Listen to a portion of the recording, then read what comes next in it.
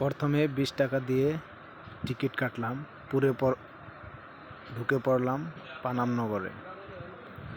পরে পুরনো নিদর্শনগুলো দেখার জন্য ব্যাকুল হয়ে পড়লাম। পরে আস্তে আস্তে সকল পুরনো নিদর্শনগুলো দেখলাম। মূলত পানাম ছিল বাংলার সেই সময়ের ধনী ব্যবসায়ীদের বসতক্ষেত্র।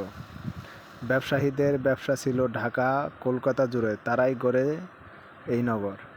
1611 খ্রিস্টাব্দে মুঘলদের সোনারগাঁয়ে অধিকার আসার পর সড়ক ও সেতু নির্মাণের ফলে রাজধানী শহরের সাথেই পানাম সিটি এলাকাটি সরাসরি যোগ করে। 19 শতকে পানাম নগর নারায়ণগঞ্জ সোনারগাঁয়ে অবস্থিত একটি ঐতিহ্যবাহী প্রাচীন শহর।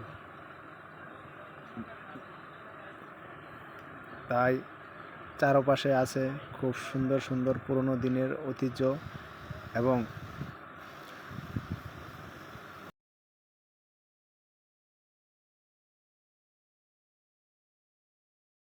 বন্ধুরা মিলে সেখানে ঘুরে আসলাম। চাইলে আপনারাও আসতে পারেন। তাই কিছু আনন্দময় মুহূর্তে আমরা ঘুরে ঘুরে কাটিয়ে দিলাম। খুবই একটি আনন্দময় মুহূর্ত ছিল আমাদের সকলের জন্য। তাই বন্ধুরা মিলে আমরা কিছু ছবি ফ্রেমের সাথে অ্যাড করে নিলাম, সবাই আবদ্ধ হলাম এবং কিছু কিছু চিত্র আপনাদের মাঝে তুললাম।